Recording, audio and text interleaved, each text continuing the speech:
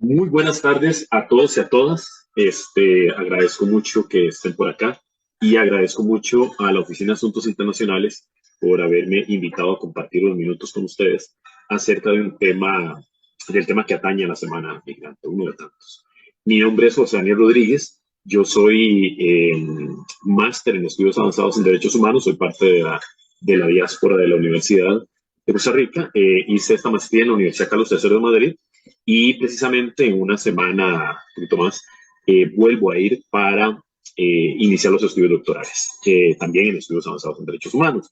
Entonces, el día de hoy quería compartir unas breves ideas con respecto a la relación entre la migración y los derechos humanos, sin entender la migración o por lo menos leerla desde una óptica de derechos humanos. Entonces, este,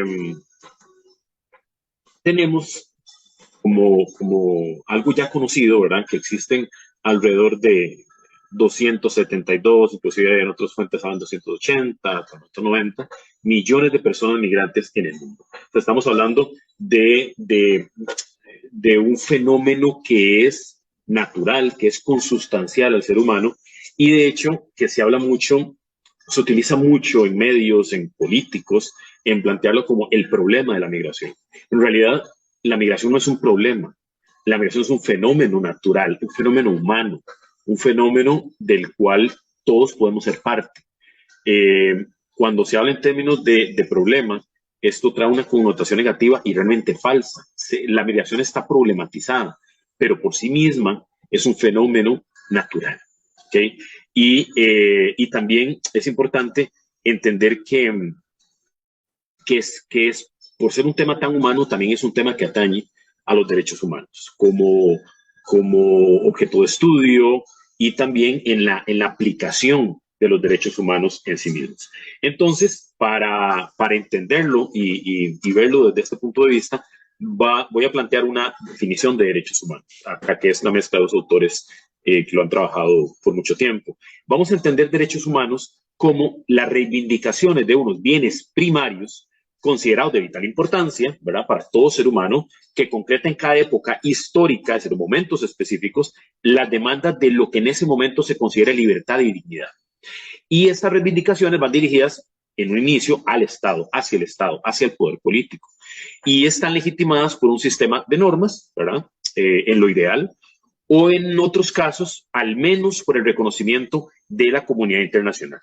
Entonces, esto, bueno, usualmente lo hemos expresado en un catálogo que la mayoría de personas están familiarizadas con la Declaración Universal de Derechos Humanos como este catálogo inicial, y la Declaración Universal viene a ser en realidad es una declaración moral, de exigencias morales, y cada país que lo ratificó y posteriores herramientas, ¿verdad?, que han complementado, ¿verdad?, y han especificado los derechos de las personas, como los pactos del 66 o tratados que tienen que ver con trabajo o específicamente los tratados que tienen que ver con los derechos de las personas migrantes y, por ejemplo, de trabajadores migrantes.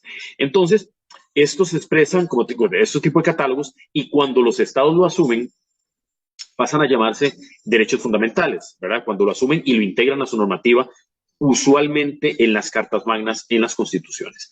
Entonces, acá es importante entender tanto la idea de dignidad, ¿verdad?, que viene a ser un mínimo básico e irreductible, inherente y consustancial al ser humano, ¿verdad? Y tiene que ver con la capacidad de autorrealización y pleno desarrollo de las capacidades de cada persona. Y esto, desde varios enfoques de derechos humanos, por lo menos el que me interesa plantear aquí, es inherente a la persona independientemente de dónde se encuentre, hablando de temas de migración. Y tiene que ver con el respeto a la libertad inherente también de las personas. Y, y hay que entender que son una confluencia de elementos históricos, ¿verdad? A lo largo del devenir del ser humano, ¿verdad? Pero el concepto de dignidad y derechos humanos son también, o son parte de, o se entienden a partir de lo que entendemos por modernidad. Dicho muy breve, muy breve introducción a la idea de derechos humanos, quiero entonces finalizar con esta definición de genérica de quién es una persona migrante para entenderla en sus componentes a partir de los derechos humanos. Entonces, en primer lugar tenemos que migrante o la migrante es una persona. Eso es muy obvio para todos y para todas. Pero ¿qué significa que sea una persona? Significa que quien migra es poseedora de derechos por su condición de persona.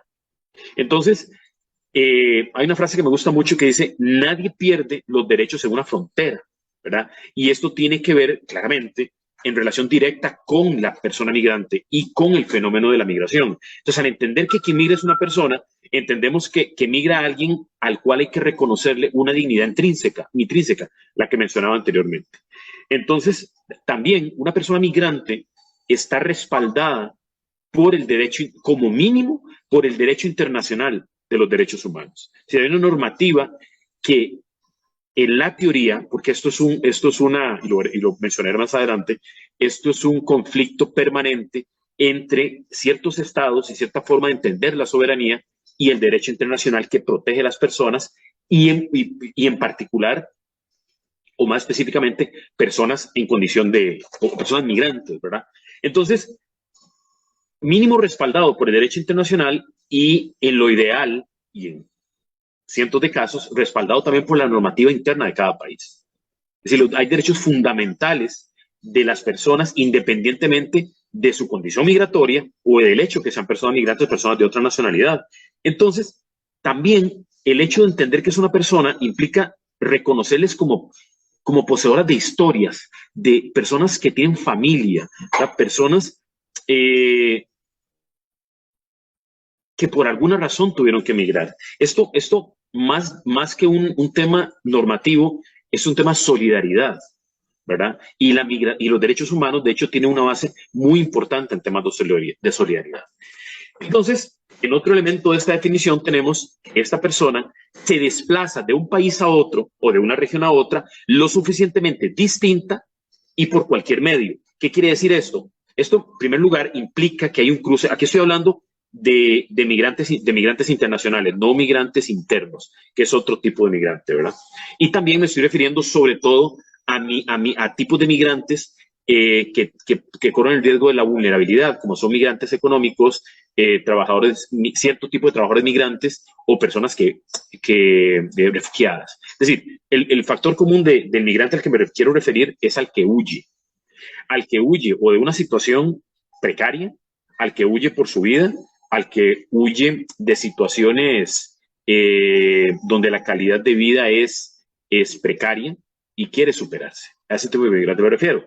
Entonces, al pensar este desplazamiento de un país a otro, ya entramos con dos términos importantes, que es soberanía. El Estado es la célula última de soberanía en el concierto internacional.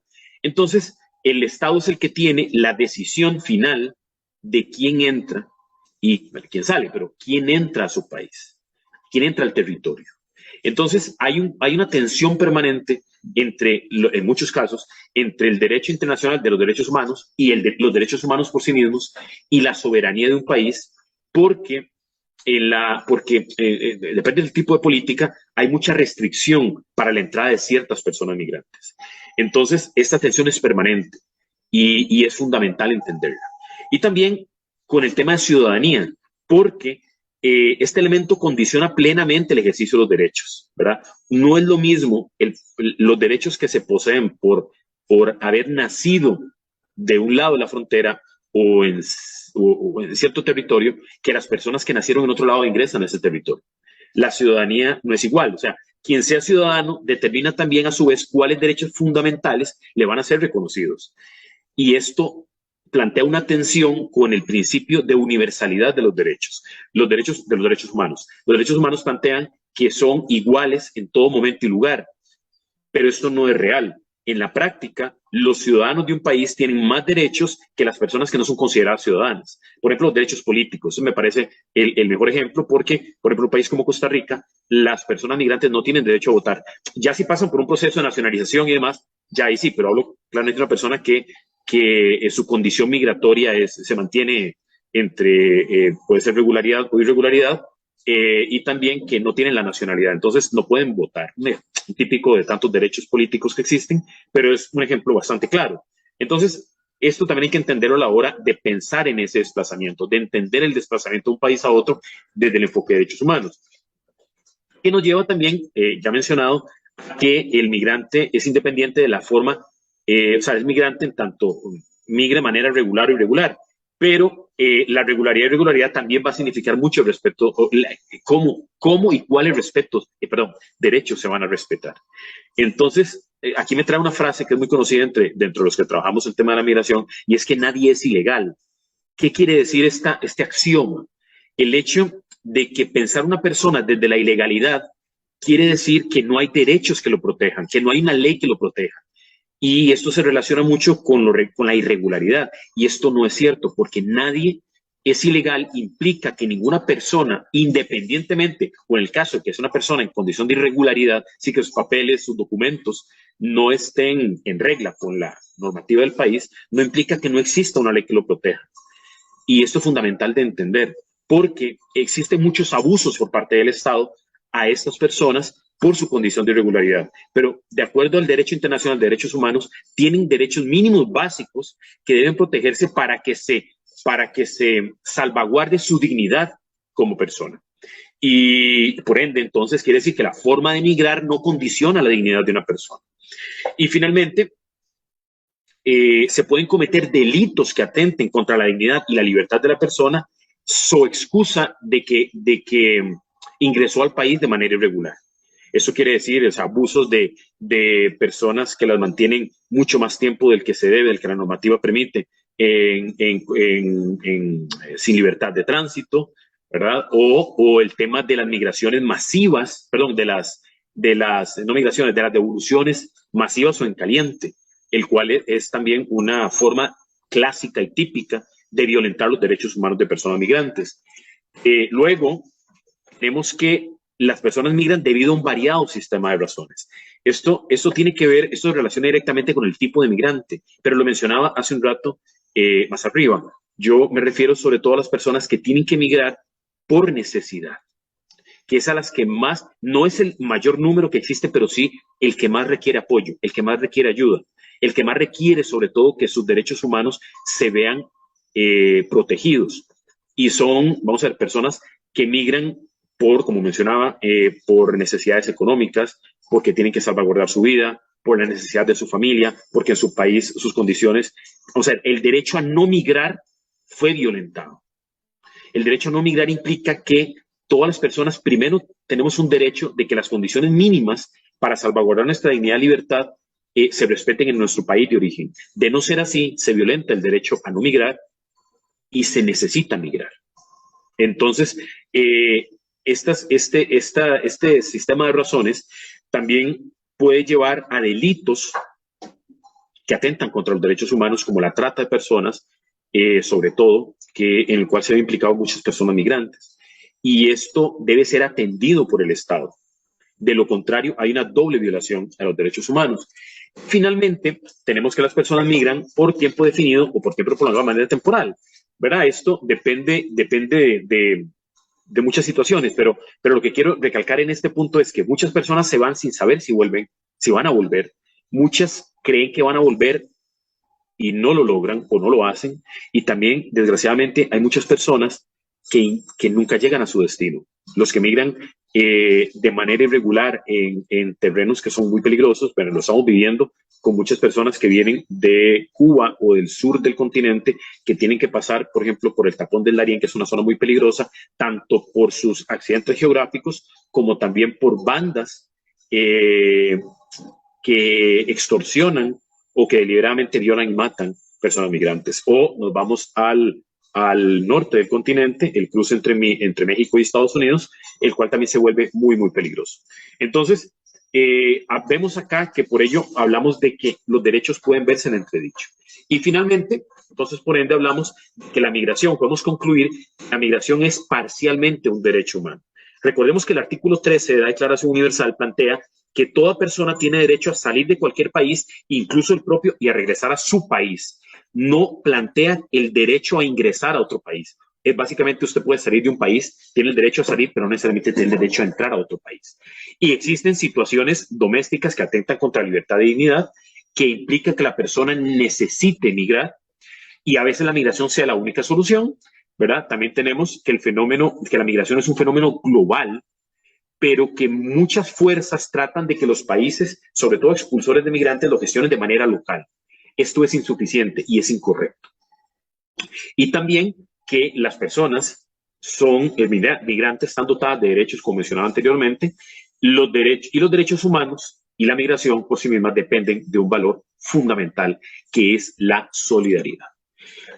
El artículo 1, y con esto finalizo, recordemos, de la Declaración Universal, plantea que todos los seres humanos nacen libres e iguales en dignidad y derechos, y dotados como están de razón y conciencia, deben comportarse fraternalmente los unos con los otros. Agradezco mucho la atención de todas y todos y que tengan una muy buena tarde.